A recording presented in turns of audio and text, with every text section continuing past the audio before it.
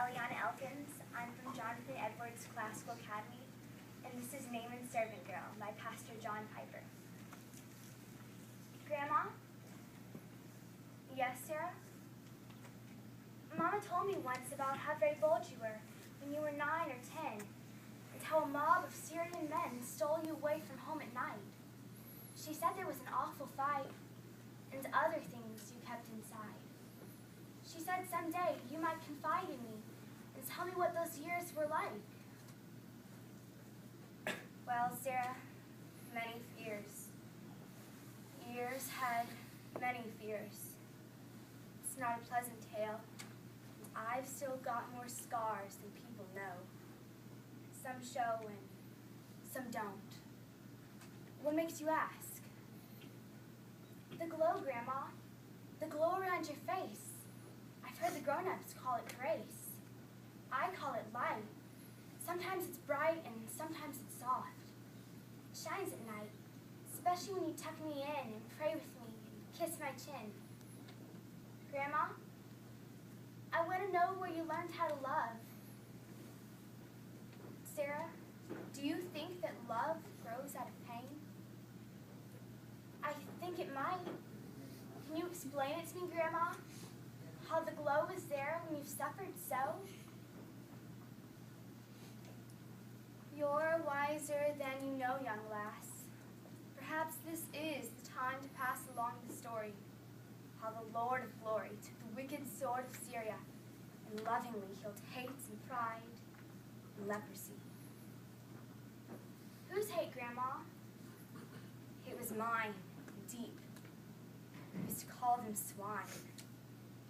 About once a year, they'd come and raid a village. We were so afraid. I learned a lot about the ways of wicked men before the days when they began to look at me. I knew that Syrians could be as mean as hungry alley cats, and dangerous as gutter rats. They let their lepers roam the streets, and live at home and handle meats. That's why I would talk, with scorn for all the suffering we'd borne. And even when Elisha came to town, I'd come and take him by the gown and say, Elisha, sir, you make the oil to flow and the dead to wake. Do you think that God can save a man from Syria? I think he can, he said. But when he does, the babe that saves his life will not be hate. My mother trusted what he said, and sometimes she would lay her head beside my bed and tell me that she would rather die than hate. But me, I fell asleep when she was gone and dreamed about revenge till dawn. And then it came. They thundered through the eastern wilderness and slew the men with swords. I saw your great-grandfather guard the little gate of our small house.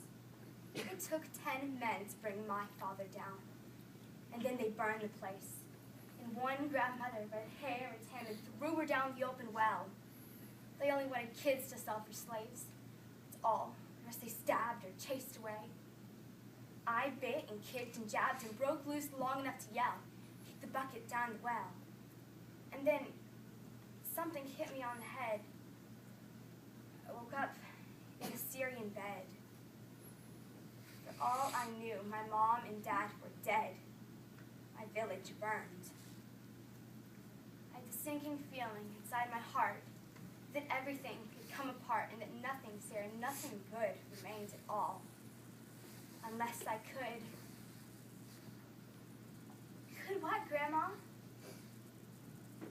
Could love the way my mother loved.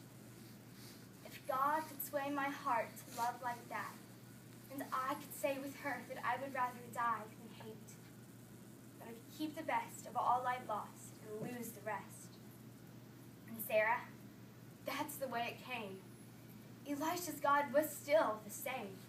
He made a widow's cup to flow with oil, an orphan's face to glow with love.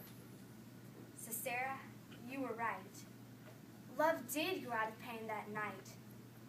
It was a miracle just as much as when Elisha's holy touch raised up the Shunammite. And so what happened? Where'd you go? To make the story short, I went up to Damascus. I was sent there to be the servant of the king's command. Oh, Sarah, what great things God works for the good of those who love and wait. 5 years, 4 months, and 28 long days I served this moody man, as arrogant as any can imagine, and a leper too. At last I knew what I must do. I said, Sir Naaman, I'm a Jew. I serve the living God, and you serve idols. There's a prophet up in Samaria who's old and thin, but full of power. And I'm sure that he could heal your leprosy if you would kneel before the living God and do whatever he requires. I knew another miracle was on when the next day Naaman's troop was gone. 3 weeks I fasted every day. In the stars while I'd pray, Oh Lord, if you once took away my hate for Syrian men, and say the mighty word, and I am sure that Naaman will come back as pure in heart, within his skin. Pride within will heal like skin outside. And Sarah, Naaman came back clean. I was very thin, 14. And when he saw me, Naaman cried and said before his cheeks had dried, Elisha told me I should say, God saved a Syrian today. He drew him, holy bait, of love, 5 years and not with hate. He said you know what he meant. Elisha knows I'm here? God sent you here, he said. Your work is done. You may go home. I don't have one. I think you better trust the man. He seems to be on a plan somewhat above our fearful thought. You mean, Sir Naaman, that I ought to leave? It didn't take me long to learn. Elisha's word is strong, and though at first it causes pain, there follows soon an awesome gain. And so, they sent me home. I stood a long time in nearby woods to see if I could recognize someone I knew. And then my eyes fixed on the spot. The rebuilt place was just the same, with all the grace and all the beauty Mother used to make. Then suddenly, God loosed thought. Could Mother be alive? Could all my daughter hopes revive? Just then, a woman stepped outside the cottage door. She stooped and tried to lift a log as I drew near. And as soon as I knew that she could hear me, I said, You need some help? She glanced up with a smile. I haven't danced with this back since the well. Sure, miss. What's your... Esther? Esther? It's me, Mama, I said.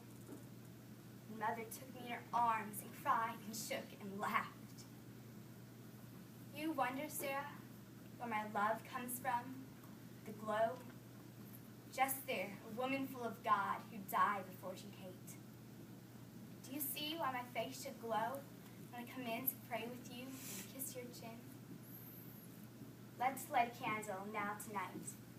Let love burn here with all its might. Light one for her and one for you. My mother's name was Sarah, too.